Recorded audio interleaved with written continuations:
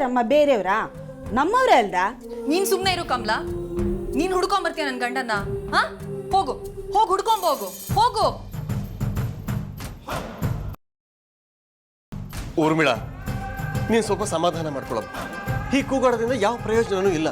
ಇಲ್ಲಿ ಎಲ್ರಿಗೂ ಟೆನ್ಷನ್ ಇದೆ. ಎಲ್ಲರೂ ಕೂತು ಮುಂದೆ ಏನು ಮಾಡಬೇಕಂತ ಯೋಚನೆ ಮಾಡೋಣ. ಮೊದಲು ನೀನು ಸ್ವಲ್ಪ ತಣ್ಣಗಾಗು.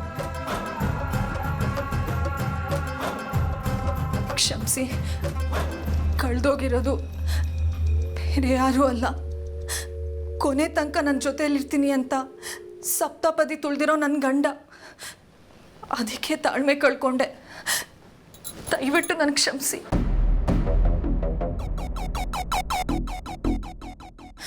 ನಿಮ್ಮ ಮಾತಿಗೆ ಬೆಲೆ ಕೊಟ್ಟು ನಾನೆಲ್ಲ ಸಹಿಸ್ಕೊಂಡಿದ್ದೀನಿ. ನನಗಿವಾಗ ನೀವೇ ದಿಕ್ಕು. ನೀವು ಹೇಳ್ದಂಗೆ ನಾನು ಕೇಳ್ತೀನಿ. ದಯವಿಟ್ಟು ನನ್ನ ಗಂಡ ನನಗೆ ವಾಪಸ್ ಸಿಗೋ ಹಾಗೆ ಮಾಡಿಬಿಡಿ.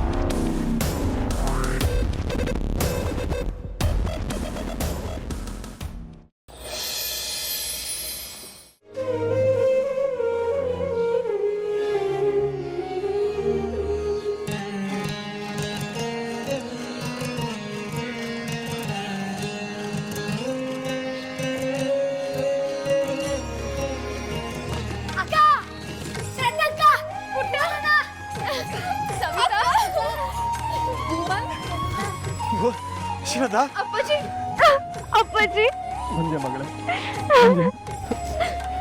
ಬಾ ಕೂತ್ಕೋ. ನಿಧಾನ. ಭುವನ್,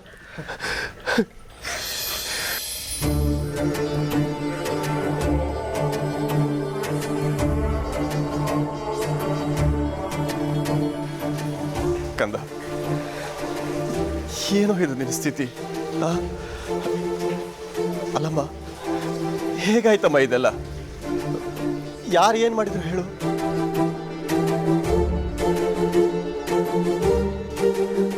ರೀ, ಏನಾಯ್ತ್ರಿ ನಿಮಗೆ? ಅಯ್ಯೋ ರೀ, ನೀವು ಹುಷಾರಾಗಿದ್ದೀರಾ ತಾನೇ? ಶ್ರದ್ಧಾ, ಏನಮ್ಮ ಶ್ರದ್ಧಾ ಇದು? ಎಲ್ಲಿ ಹೋಗ್ಬಿಟ್ಟಿದ್ಯಮ್ಮ ಇಷ್ಟು ದಿನ ನೀನು?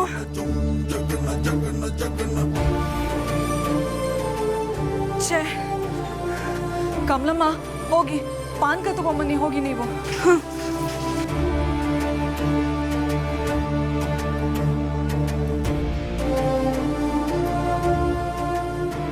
ಎಂತದ ಇದು? ಛೇ, ಎಂತ ಆಪ್ಕಾಗಂತೇಳಿ ಅನ್ಕೊಂಡಿದ್ನ, ಅದೇ ಆವತ್ತು.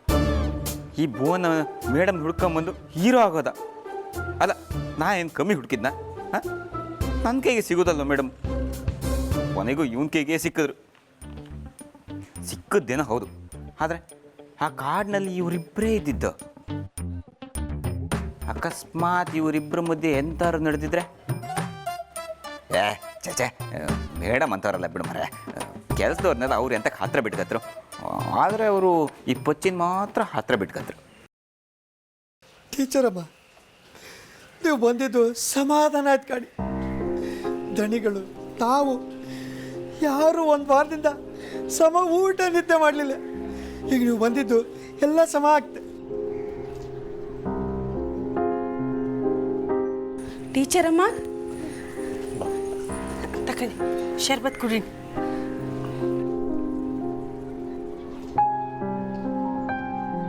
ಟೀಚರಮ್ಮ, ಪಾಪ ನೀವು ಅದೆಂತಾತಂತ ಹೇಳ್ಕಾಣಿ. ಇಷ್ಟು ಜನ ನಾವೆಲ್ಲ ಇದ್ರು ನೀವು ಅದೆಂಗೆ ತಪ್ಪಿಸ್ಕೊಂಡ್ರಿ? ನಮಗೆಲ್ಲ ಎಷ್ಟು ಭಯ ಆಗಿತ್ತು ಗೊತ್ತಿತ್ತಾ? ಟೀಚರಮ್ಮ, ಅದೆಂತಾತ ಹೇಳಿ ಟೀಚರಮ್ಮ. ಅದು ಅವತ್ತು ಅದು ನಾನು ಹೇಳ್ತೀನಿ. ಆದರೆ ಈ ವಿಷಯ ಹೇಳೋದ್ರಿಂದ ಒಂದು, ನೀವು ಯಾರು ನಂಬೋದಿಲ್ಲ, ಇಲ್ಲ ನೀವೆಲ್ಲರೂ ಶಾಕ್ ಆಗ್ತೀರಿ.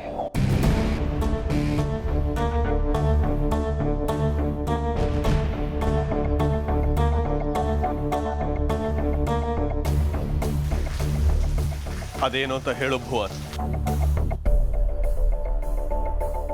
ಆ ರಾಜೇಂದ್ರ ಇನ್ನು ಬದುಕಿದ್ದಾನೆ.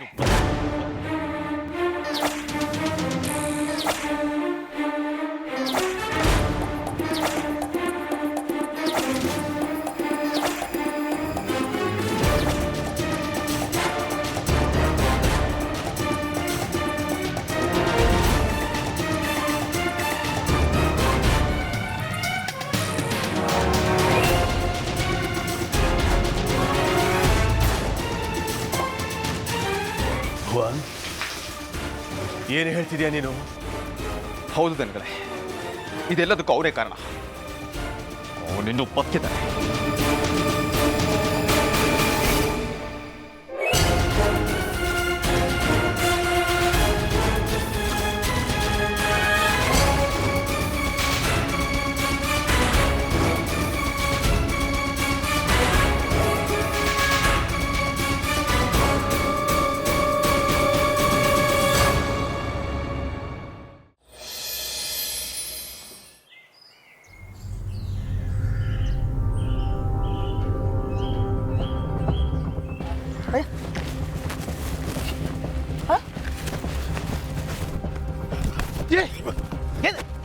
ಎಂತ ಕೊಡ್ಕೊಂಡು ಬರ್ತಿದ್ಯಾ? ಎಂತ ನೋಡಿ ಹೇಳ್ರಿ, ನಿನ್ ಜೀವ ಉಳಿಸುತ್ತೆ ನಾನು. ಎಂತ ಅಂತೀಯ? ಅಲ್ಲ, ರಾಜೇಂದ್ರ ಪಟೇಲ್ ಭೂತ ಬಂತ ಕಣ. ಭೂತವ? ಹೌದು. ಎಂತ ಹೇಳ್ತಿ ಮಾರಾಯ? ಅಲ್ಲ ಮರಯ್ಯ, ಪ್ರಮಾಣ ಮಾಡಿ ಹೇಳ್ತೀನಿ ನಾನು. ಅಲ್ಲ, ಭೂತ ಬಂತ ಕಣ, ರಾಜೇಂದ್ರ ಪಟೇಲ್ ಭೂತ. ಅಯ್ಯಪ್ಪ, ಏಯ್, ನೀನ್ ಯಾರನೋ ಕಣ್ಕಂಡು ಯಾರನೋ ಅನ್ಕೊಂಡಿದ್ದೀನಿ ನೀನು. ಇಲ್ಲ ಮರಯ್ಯ, ಸತ್ತಿಗೂ ಹೇಳ್ತೀನಿ ನಾನು. ಅಲ್ಲಿ ಕಾರಣ ನಡ್ಕೊಂಡು ಬರ್ತಾ ಇತ್ತು ಕಣ. ಅಲ್ಕಂಡು ಆಚೀಚೆಗೆ ಯಾರು ಇದ್ರ? ಅವ ಸತ್ತೋಗಿದ್ನಲ್ಲ ಮಾರಾಯ. ಇಲ್ಲ ಮರ, ಸತ್ತೆಲ್ಲೋ ನರ್ಕದಂಗಿದ್ದ. ಅಲ್ಲ ಮರಯ್ಯ, ಸತ್ತಿಗೂ ಹೌದಾ, ಭೂತ ನಡ್ಕೊಂಡು ಬರ್ತಿತ್ತು ಮರಯ್ಯ. ಹೌದಾ? ಹೌದಾ ಮರಯ್ಯ? ಏ, ಅಲ್ಲಿ ಕಾಣೋ ಭೂತ ನನಗೂ ಕಾಣ್ತಿತ್ತ.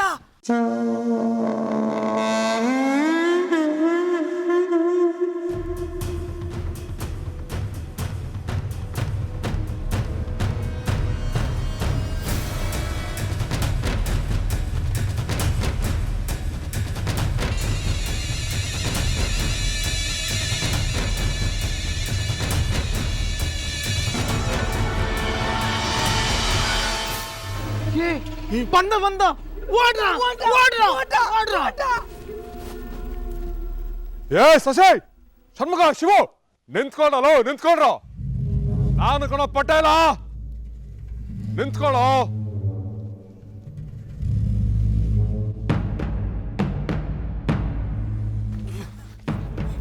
ಏ ಸಸೆ, ಷಣ್ಮುಖ, ಶಿವು.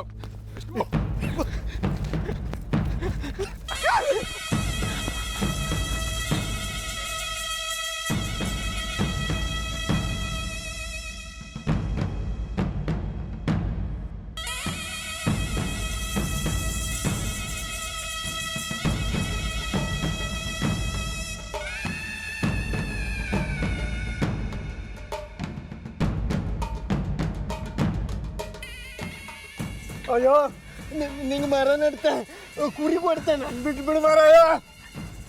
ನಾನ್ ದೆವ್ವ ಅಲ್ಲ, ರಾಜೇಂದ್ರ ಪಟೇಲ. ಸತ್ತಲ್ಲ, ಬದುಕೇ ಇದ್ದೀನಿ. ಹೇಳಿದೆ ಅಂತ ಹೇಳುತ್ತಾನೆ. ಆಂಜನೇಯ, ಅಣ್ಣಯ್ಯ, ಕಾಪಾಡಪ್ಪ.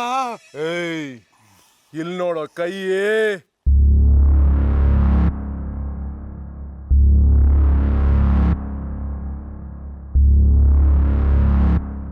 ಇಲ್ಲಿ ನೋಡು ನನ್ನ ಕಾಲು.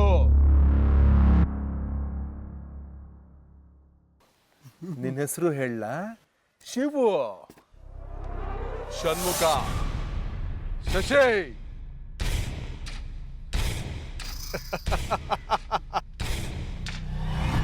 ನಾನು ಪಟೇಲ ಕಂಡ್ರು. ಅವತ್ತು ಸುಟ್ಟಿದ್ದು ನನ್ನ ಹೆಣ ಅಲ್ಲ.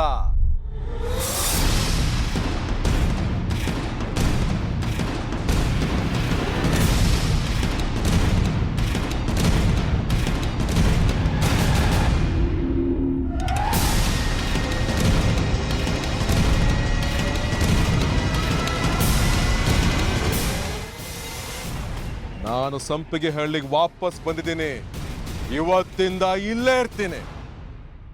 ಮೊದಲಿನ ತರಾನೇ ಈ ಹಳ್ಳಿಲಿ ನನ್ನ ಮಾತೆ ನಡಿಬೇಕು, ನನ್ನ ಮಾತೆ ನಡೆಯತ್ತೆ. ಅರ್ಥ ಆಯ್ತಾ? 3 ತಿಂಗಳು ಹೊರಗಡೆ ಇದ್ದು ತುಂಬಾ ಸ್ಟ್ರಾಂಗ್ ಆಗಿ ಬಂದಿದ್ದೀನಿ ಈಗ. ಕರೆತೇನೆ ನಾಳೆ ಪಂಚಾಯತಿ ಎಲ್ರೂ ಬರ್ಬೇಕು.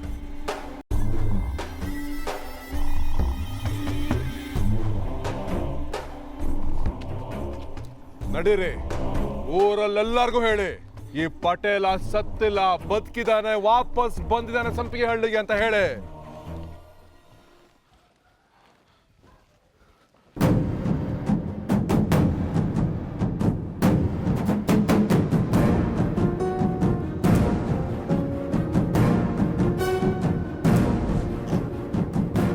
ಅಲ್ಲ ಮರಯ್ಯ, ಇವು ಸತ್ತೋದವ್ರ ಕಣಂಗೆ ನಾಟಕ ಮಾಡಿ ಆ ಶಂಕರಣ್ಣನ ಮನೆಯವ್ರಿಗೆ ಗೋಳು ಕೊಟ್ಟನಲ್ಲ ಇವ. ಅದಲ್ಲದೆ ಶ್ರದ್ಧಾ ಮೇಡಮನ್ ಕಿಡ್ನಾಪ್ ಮಾಡ್ದ, ಮತ್ತೆ ಶಾಲೆ ಭೂತದ ಕಾಟನಲ್ಲಿ ಶಾಲೆ ಮುಚ್ಚಿ ಹಾಕ್ಸ್ದ. ಹೌದಾ? ಎಂತ ಮನುಷ್ಯ ಮರ ಇವ. ಅಲ್ಲ ಮರಯ್ಯ, ಇವ ಸತ್ತಿಲ್ಲ ಅಂತ ಅಂದ್ರೆ ಸತ್ತದ್ ಯಾರ? ಅವತ್ತು ಹೆಣ ಸುಟ್ಟದ್ ಯಾರದ? ಎಂತ ನಂಗೆ ಒಂದು ಅರ್ಥ ಆಗ್ತಿಲ್ಲ ಕಣ್.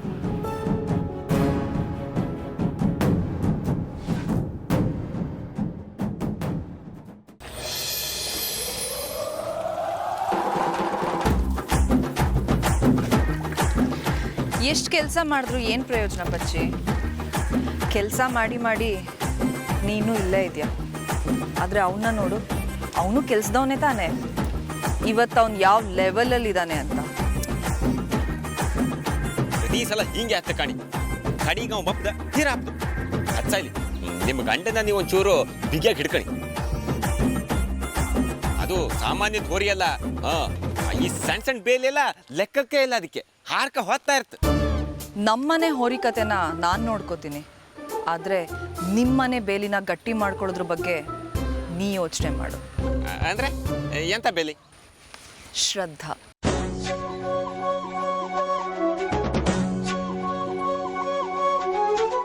ನಮ್ಮನೆ ಬೇಲಿ ಅಂದ್ರಲ್ಲ, ಭಾಳ ಖುಷಿ ಆಯ್ತು ಕಾಣಿ. ಆಹಾ, ಹೆಸರು ಕೇಳ್ತಿದ್ದಂಗೆ ಕೋತಿನೂ ಚಿಗುರ್ಕೊಂಡ್ಬಿಡ್ತು. ಎಂತ ಕೋತಿಯಾ? ಇಲ್ಲಪ್ಪ, ತಮಾಷೆಗೆ ಹೇಳ್ದೆ. ಇರ್ಲಿ ಬಿಡು, ಶ್ರದ್ಧಾ ಅಂದ್ರೆ ನಿನ್ಗಿಷ್ಟ ತಾನೆ? ಇಷ್ಟನಾ? ಶ್ರದ್ಧಾ ಮೇಡಮ್ ಅಂದ್ರೆ ನನಗೆ ಉಸಿರು, ಪ್ರಾಣ.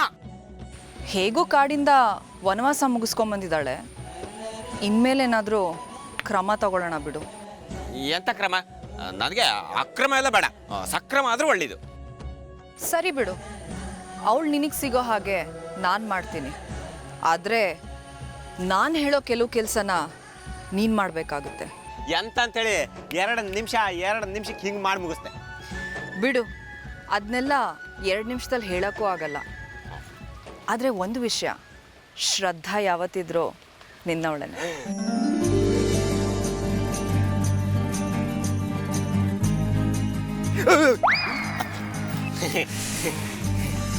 ಒಳ್ಳೆ ಪಕ್ಷಿ. ಶ್ರದ್ಧಾ ಮೇಡಮ್,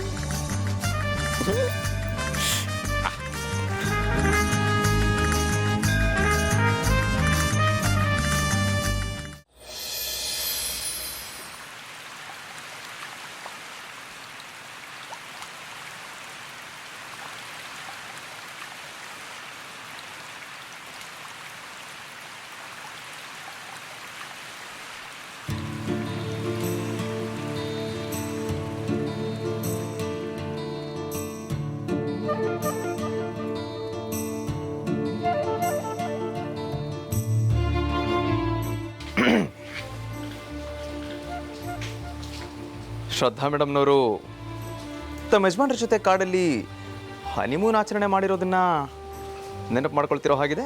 ಭುವನ್,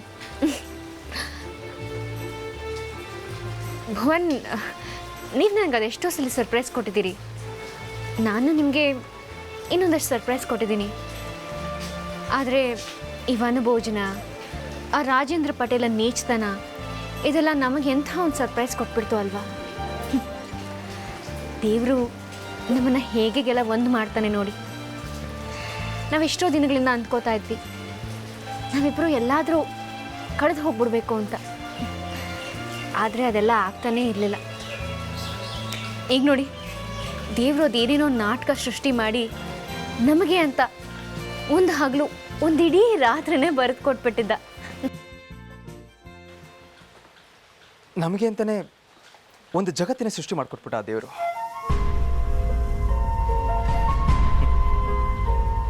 ಆ ಒಂದಿಷ್ಟು ಗಳಿಗೆನ ಒಂದು ಇಡೀ ಜನ್ಮ ಅನ್ನೋ ಥರ ಕಳೆದ್ಬಿಟ್ಟೆ ಶ್ರದ್ಧಾ.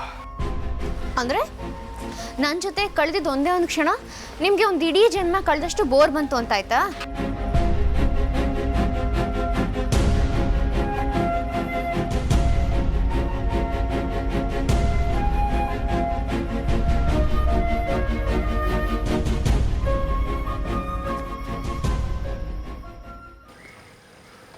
I love you, Shraddha. I love you, Shraddha. I love you, Shraddha.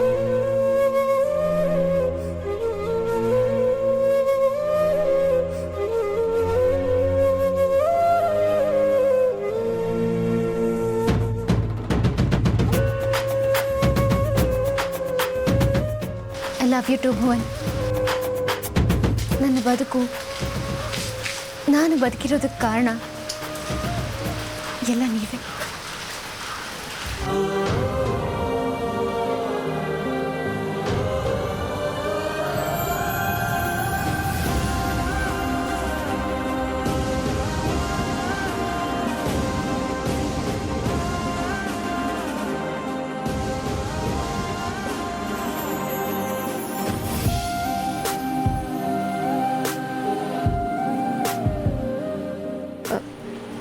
Bhuvan, ನಾನು ನಿಮ್ಮನ್ನು ಏನೋ ಕೇಳಲ್ಲ. ನಿಮ್ಮ ಎದೆ ಬಡಿತ ಕೇಳಿ ಸಾಕಾಯಿತು, ಬಿಡ್ತೀರಾ ಅನ್ನೋದೊಂದು ಬಿಟ್ಟು ಬೇರೆ ಏನು ಬೇಕಾದರೂ ಕೇಳು ಶ್ರದ್ಧಾ. ನಾನು ಸೀರಿಯಸ್ ಆಗಿ ಕೇಳಬೇಕು ಭುವನ್. ಕೇಳು. ಭುವನ್, ಅದು ನಾನಲ್ಲಿ 2 ರಾತ್ರಿ ಆ ರಾಜೇಂದ್ರ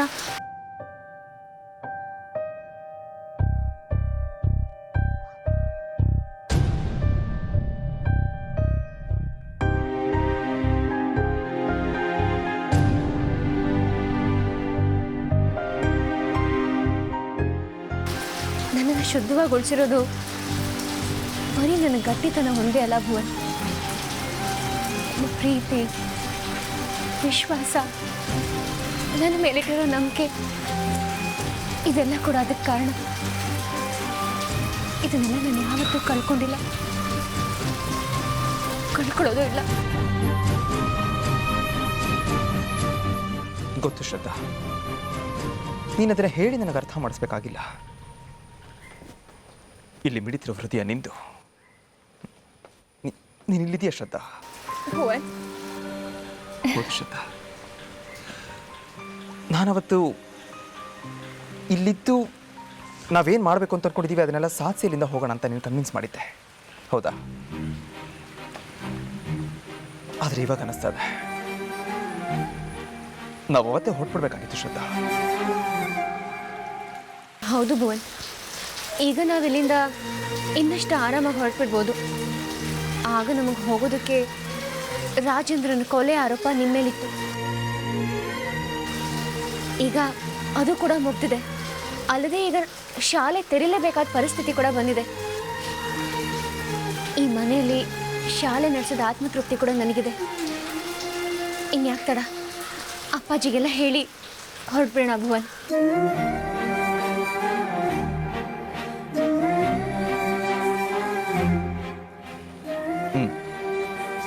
ಬೇಗ ದಿನಗಳಿಗೆ ವಿಷಯ ಎಲ್ಲ ತಿಳಿಸಿ ಆದಷ್ಟು ಬೇಗ ಅಲ್ಲಿಂದ ಹೊರಡೋ ವ್ಯವಸ್ಥೆ ಮಾಡೋಣ. ಭುವನ್, ಅಪ್ಪಾಜಿನ ನಮ್ಮ ಜೊತೆ ಕರ್ಕೊಂಡು ಹೋಗ್ಬಿಟ್ರೆ ಹೇಗೆ? ಅವ್ರಿಗಾದರೂ ಇಲ್ಲಿ ನಮ್ಮನ್ನು ಬಿಟ್ಟರೆ ಯಾರಿದ್ದಾರೆ?